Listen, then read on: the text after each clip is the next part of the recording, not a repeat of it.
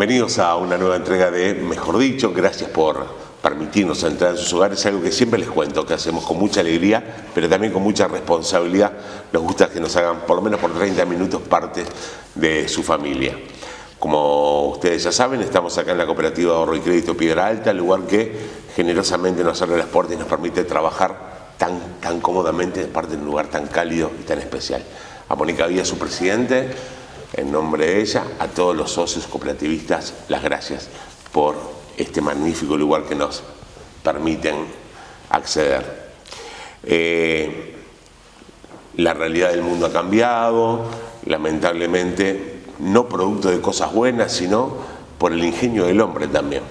Esta situación que ha transformado el mundo ha tenido a los actores médicos de nuestro país sumamente atentos y trabajando fuertemente, intentando dar solución a este problema. Es el caso de la Federación de Médicos del Interior, la FEMI, un órgano que en los últimos tiempos, si ustedes lo habrán notado, ha cobrado una gran notoriedad más allá de la que ya tenía, puesto que se ha puesto en primera fila, ha tomado contactos directamente con el presidente de la República, ha intentado intervenir positivamente tratando de encontrar soluciones a esto que nos afecta, el COVID-19. Hoy vamos a recibir a alguien totalmente involucrado con la federación, un integrante, su tesorero. Ustedes, los que nos siguen habitualmente por temas, nombre ya más que conocido por todos nosotros, es el doctor Daniel Ayala. Bienvenido, Daniel. Bueno, ¿qué tal, Daniel? A todo el equipo, bueno, un gusto estar aquí en Caipa y estar contigo. Se genera un clima muy lindo para hablar de cosas no muy gratas, pero bueno, la verdad que agradecido el nombre de la Federación Médica del Interior, del Sindicato Médico de Florida, porque a veces hay que explicar un poco quiénes somos, porque cuando hablamos de la Federación Médica del Interior hay mucha confusión. Hace 5 años hubo un proceso de separación de las empresas que integraban la parte asistencial, empresarial de la vieja FEMI con los gremios. Entonces, ese proceso llevó a que hoy la Federación Médica del Interior es exclusivamente gremial, constituida por 22 gremios de todo el interior, de los cuales uno de esos gremios es el Sindicato Médico de Florida, del cual tengo el enorme honor de ser presidente de ese sindicato e integró el comité ejecutivo, el consejo directivo de la Federación Médica del Interior. Presidente Daniel de acá. Sí, volví al ruedo por algunas circunstancias que me obligaron, no me obligaron a salir, me obligaron a entrar. No.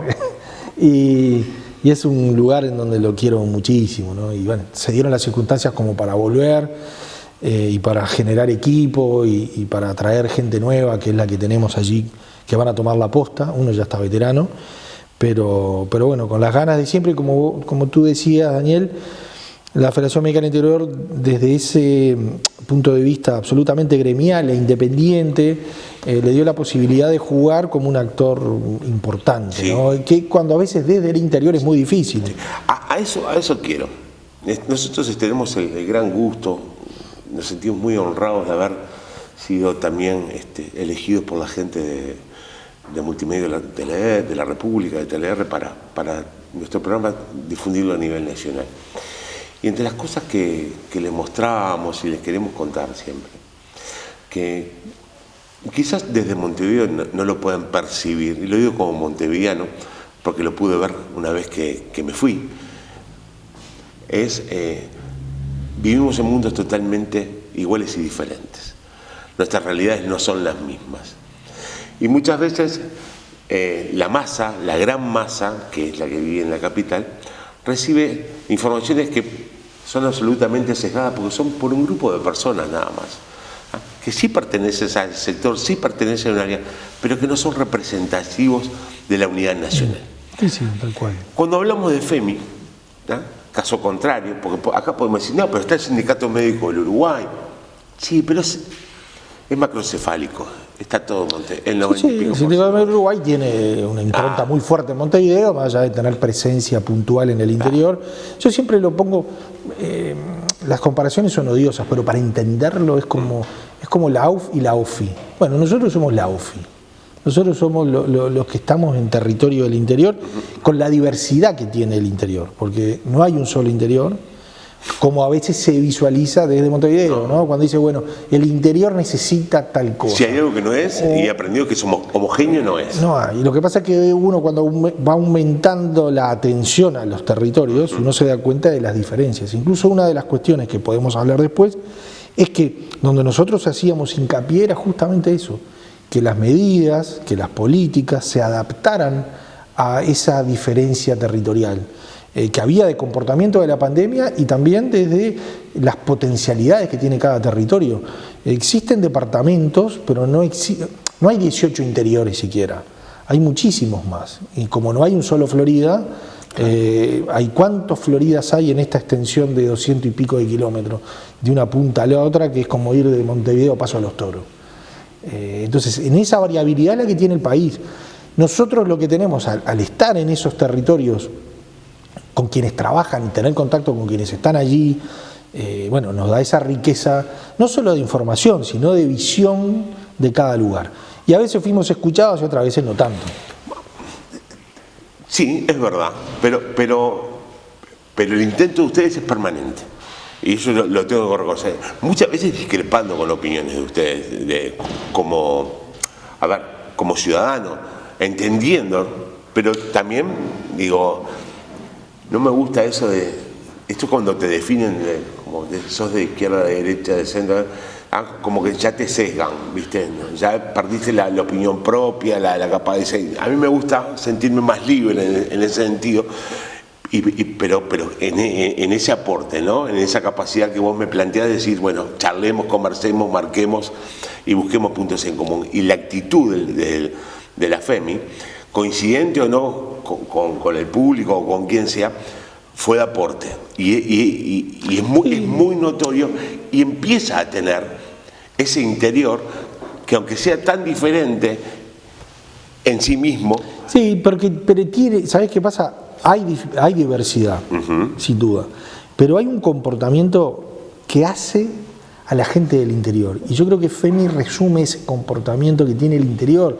Es mucho más tranquilo, es más pausado, dialoga más, tiene visiones, como es diverso, genera espacio de diálogo de otra manera. Nosotros permanentemente estamos fabricando puentes. Nunca es el estilo de la Federación Médica del Interior, pero también yo creo que es un poco cómo el interior vive esa realidad, ¿no? Del estar más cerca del que piensa distinto. Capaz que es eso, pero en realidad nosotros en todos los ámbitos fuimos con diálogo y que incluso hasta el punto de vista estratégico, primero cuando hubo declaraciones públicas, los primeros que se enteraban era por un teléfono o por un correo electrónico el propio ministro, y después salía el comunicado, porque es una manera también que nosotros consideramos. También veo que atrás de ese trabajo nace el reconocimiento ya, más allá de a quién le envíes el mail, desde el otro lado se lee de otra manera, ¿no? Ojos son los médicos del interior, ya sí, lo siento más así, porque aparte consecuencia de ese hecho, ese reflejo de lo que toman los medios capitalinos. No, es que lamentablemente esa realidad centralista pasa por los medios hegemónicos montevideanos, no uruguayos, que son los que fijan agenda. Entonces, naturalmente, yo creo que la COVID-19, lamentablemente, jugó a nuestro favor en el sentido de la visualización. Pero en realidad la asimetría es muy grande y el interior sigue existiendo 24 o 48 horas después de lo que pasa. Hoy con las redes se agiliza un poco el tiempo, pero en realidad las cosas, yo sigo observando el letargo que hay de impacto de una noticia o de un hecho en un lugar con lo que pasa después en Montevideo, y vuelve a resurgir, ¿no? Cuando lo toma un canal de televisión o lo toma un portal del interior. O el agote inmediato de temas tan esenciales que yo creo que esto no hizo tan bien ni tan mal, ¿no? Sí, yo creo que nos ha hecho mal. Nos ha borrado de la agenda temas que para nosotros son demasiado importantes. No, nos pasó por arriba, la pandemia pasó por arriba al sistema de salud y a la vida de cada uno de nosotros.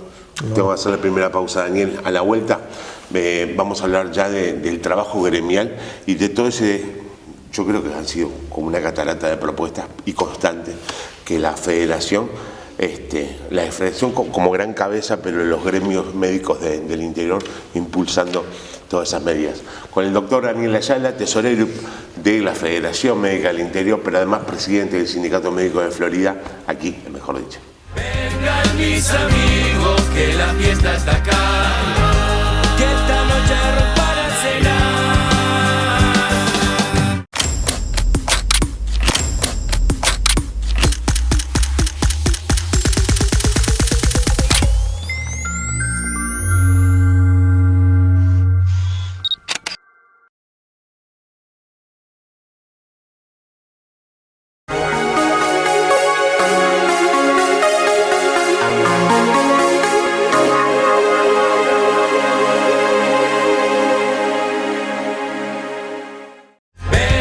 Mis amigos, que la fiesta está acá, que esta noche para cenar. Segundo bloque de Mejor Dicho, seguimos adelante. Este pequeño paréntesis que hacemos ahora, porque desde el año pasado, y ustedes ya lo saben, que nos siguen en cada salida al aire, compartimos una obra de arte. Hemos hecho pintura hasta hoy. Hoy le abrimos la puerta también a la fotografía, como una expresión de arte. Como hoy tenemos, bueno, esta es una gran ventana de Montevideo, de la zona portuaria. Daniel fácilmente la estás reconociendo.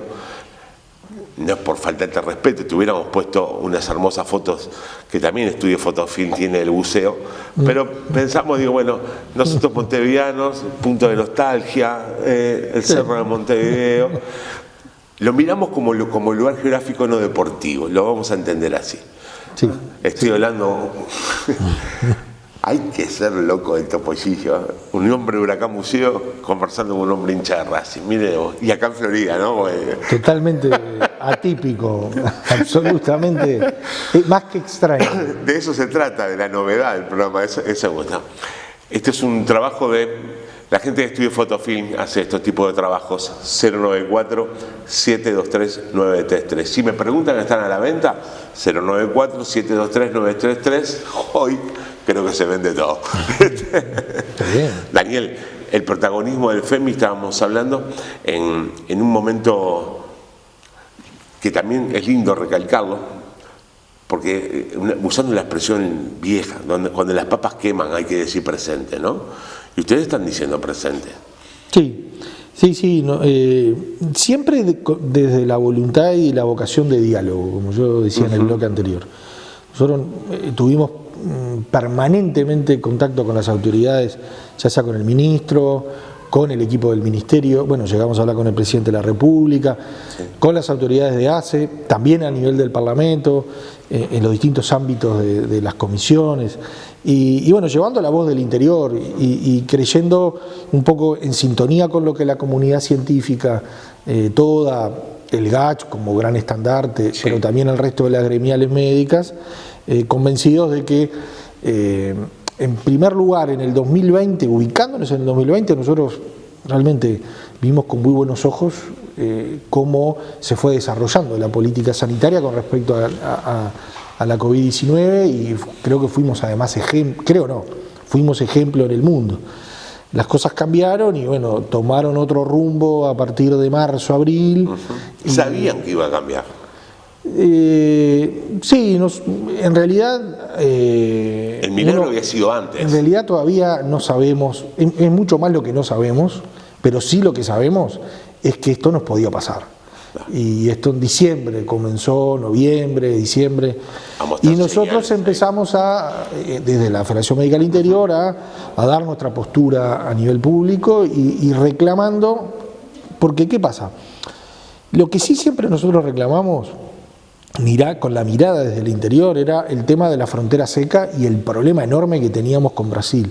Y a través de nuestro gremio de Ribera, permanentemente fuimos planteando momentos angustiantes de la situación de Ribera el año pasado.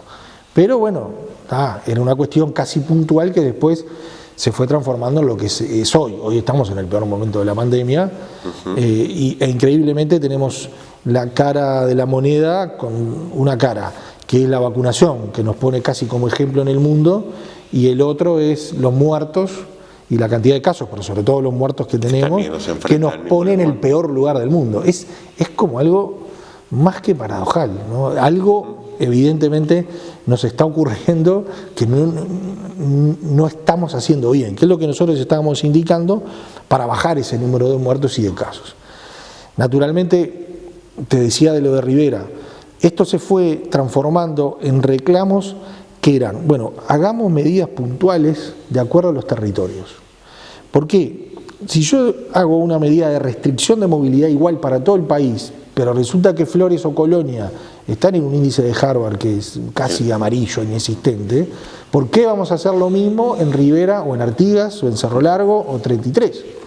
Entonces, ahí es donde nosotros quisimos hacer foco, no fue posible, sí desde los ECOED en muchos departamentos, bueno, Florida pasó, ocurrió también en Salto y en otros lugares en donde se apostaron a medidas desde lo local, más allá de lo que a nivel nacional se marcaba. Claro. Porque esa diferencia que yo te marcaba en cuanto a los territorios, a los comportamientos de la pandemia, era necesario también que hubiera medidas adecuadas a esa. Ante situaciones diferentes, medidas diferentes. Entonces, eso no ocurrió fácilmente, no fue visto como una posibilidad. Pero bueno, yo creo que igualmente hoy estamos en esta situación muy complicada, en donde sí nosotros con mucho énfasis dijimos, siguiendo al GACH y siguiendo a lo que Radi habló, y después se utilizó esa frase de blindar abril. Sí. Blindar abril era 15 días con baja muy importante de la movilidad en el país para evitar lo que nos está pasando hoy. ¿Era evitable? No, evitable para mí no. Medidas mágicas claro. No. Esto, mira, acá hay dos cosas que nosotros lo dijimos claramente en el Parlamento. Primero, no hay ninguna medida mágica. No. Por sí mismo no hay ninguna medida que cambie, no hay ningún país en el mundo que haya tomado determinada medida que lo hayan distinguido del resto. Fue una catástrofe para todos los países. Y segundo, la culpa no es de nadie, no es de todos, pero la culpa no es del gobierno. No. Entonces, nosotros esto hasta lo reclamamos. Pero vos no te choca cuando dicen, porque la culpa es de la gente que hace. No, también nos molesta que la culpa es de la gente. Siempre tenemos que culpar a alguien. Acá vino una catástrofe, vino esta pandemia que nos pasó por arriba. Después sí, en cuanto a las medidas, uno puede decir, bueno, nos parece que hay que ir más por este camino, por otro camino. Nada hubiera sido tan importante que tomando esa medida se hubiera terminado. Ningún país. Yo creo que Israel sí, en alguna medida, marcó por características poblacionales, por posibilidades económicas, por estructura, lo que quizás sea el camino que algunos países recorrieron, que fue la vacunación temprana, precoz, rápida, y después la posibilidad de hacer confinamientos parciales. Había que tener un país totales, en serio para poder hacer eso. Claro, y no, pero tuvieron que confinarse, claro, pero también con otras posibilidades económicas, ¿no? O sea, a la gente que no podía ir a trabajar se le pagaba prácticamente la totalidad de su remuneración, de su sueldo. Para acá.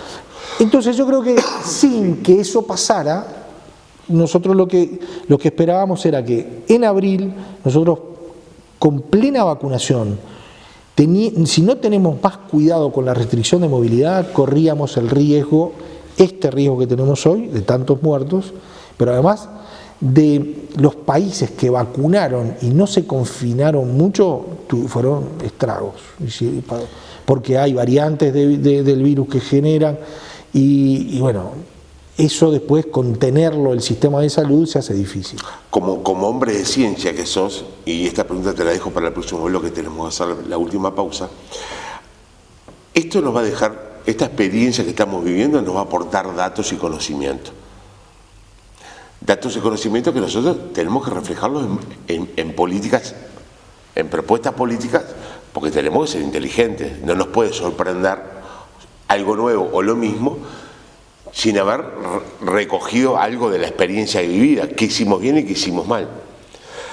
¿Van a haber aportes desde el FEMI o ya existen hacia la Facultad de Medicina donde trabajar con más especialistas? ¿Estamos trabajando a nivel de investigación para generar vacunas propias o elementos propios? ¿Qué incidencia va a tener el FMI en ese sentido? Te la dejé fácil para el final. ¿No? Te la dejé fácil. Es un ascenso directo esto. La pausa, ya volvemos. Vengan mis amigos, que la fiesta está acá. Que esta noche para cenar.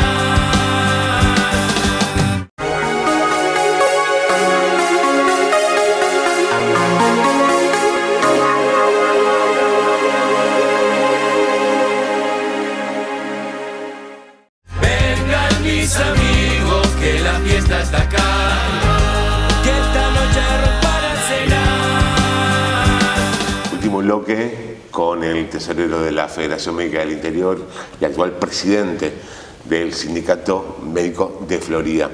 Hablamos de dos cosas. Esta experiencia, por más dura que está siendo, nos está empezando a... Ya tenemos información propia, sabemos que hicimos bien y si somos capaces de analizar los datos y ver la realidad, nos tiene que dejar un montón de información que nos puede servir para este problema en otra oportunidad o para otras oportunidades. ¿En qué nos agarró bien y en qué nos agarró mal? No, yo creo primero, nosotros tenemos un sistema de salud que en el contexto de América es un ejemplo. Y con algunas dificultades, sobre todo en el sistema público, y sobre todo lo que significa no tener atención domiciliaria desarrollada.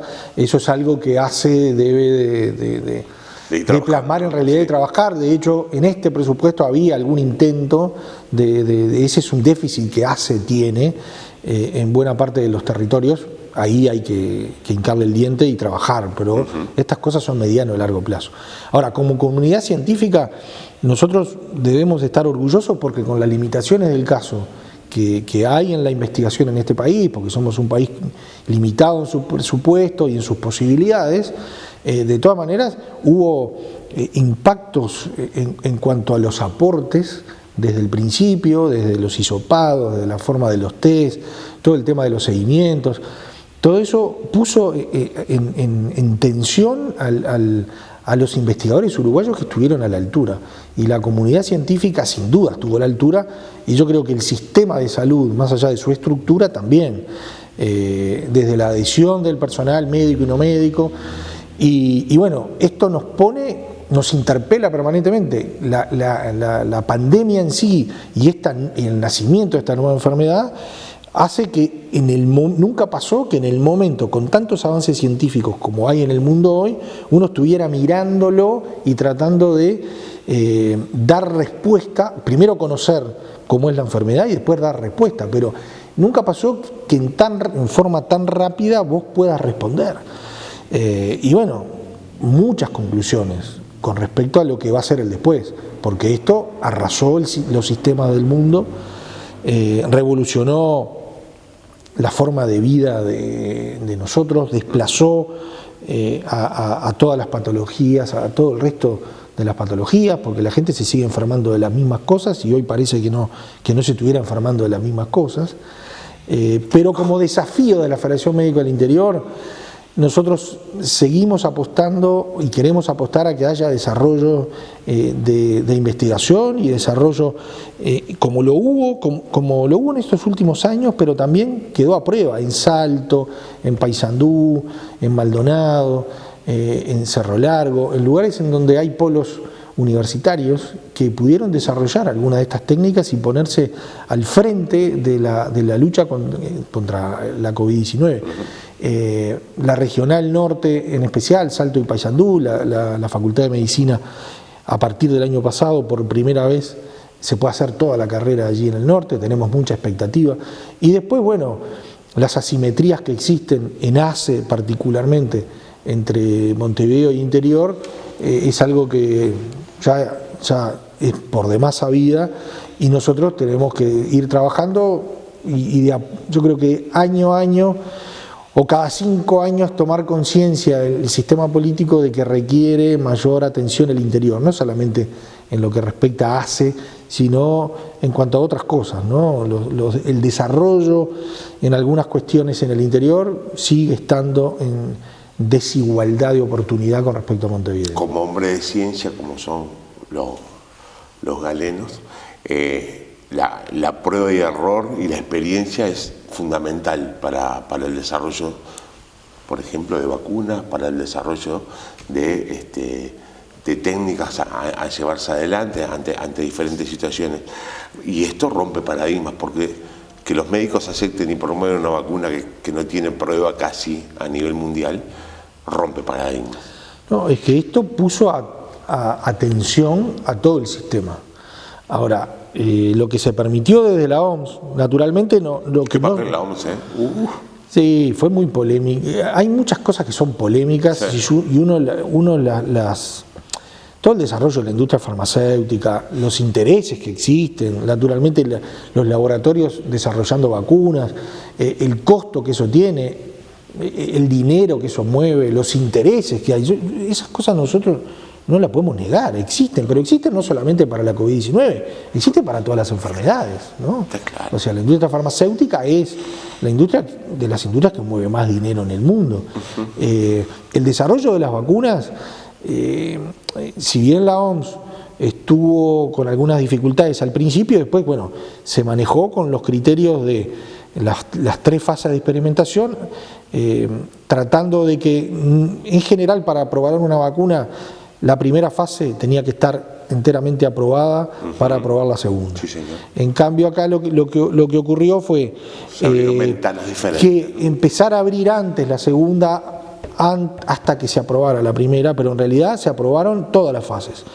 Eso da cierta tranquilidad en lo que son los efectos que hoy se está viendo de las vacunas. A largo plazo hay muchas cosas que no sabemos porque a largo plazo no se sabe ni los medicamentos, muchas veces algunos de los medicamentos que tomamos. Entonces, ojo que también no hay que poner, o sea, yo confío en la comunidad científica, no tengo la más mínima duda, porque se ha puesto en tela de juicio también, está bien los intereses de los laboratorios, está bien que esto sea un negocio para muchos, o no sé si para pocos o para muchos. Sí. Esto ha descubierto la desigualdad que existe en el mundo, porque no la ha descubierto, la ha profundizado, la ha dejado al desnudo, ¿no? Hay países que vacunan un 60-70% y que ya están en la inmunidad de rebaño, y otros que no llegaron ni al 1%, o no ha llegado ni una vacuna, y se calcula que en 2 o 3 años van a llegar. Entonces hay una asimetría en el mundo y una desigualdad que es brutal. Tremendo. Pero claro, se necesita, para estar en un mundo habitable, tendríamos que tener esa inmunidad de rebaño en buena parte de la población.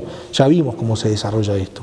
Pero a pesar de eso, la verdad que la comunidad científica, los científicos del mundo estuvieron a la altura, ¿no? Acá sin duda hay laboratorios que trabajaron y mucho, y yo destaco la labor humana de esos científicos que dejaron en buena medida su conocimiento y su vida en algunas de las líneas de trabajo, no solamente en la investigación, sino sobre todo en la línea dura de la pandemia, ¿no? Estar en el CTI, estar en la emergencia, estar en esa línea de fuego, ¿no? El desgaste que eso ocasiona. No soy de hablar por la gente, no lo voy a hacer, pero sí creo que lo que te voy a decir te lo dirán muchas personas. A vos y a todos tus compañeros, gracias por el esfuerzo en este momento, de verdad. No, Daniel, de verdad, gracias, pero no lo estoy diciendo por mí, ni mucho menos. Un ejemplo solo, lo que vivimos el domingo en Florida, ¿no? Y hay otros casos anteriores, pero lo que vivimos el domingo en Florida, en el CTI, fue que falleciera una compañera de trabajo y que falleciera el esposo de una compañera de trabajo, en horas de diferencia. Hay que bancar, y hay que estar, y se estuvo. Entonces, eso pasa, lo pongo como ejemplo, en cuántos lugares hoy en el Uruguay, ¿no? En comunidades pequeñas donde todos nos conocemos, donde si no lo conoces al hermano, al tío, al padre, tiene una carga emocional brutal. Y bueno, por eso es que sé el momento particular y especial que te ha tocado vivir, pero que le toca vivir a la comunidad de Florida médica que están en la línea, porque esas cosas mueven a cualquiera. Y bueno, gracias a ellos. Gracias, Dani. Un abrazo. Daniela Sala.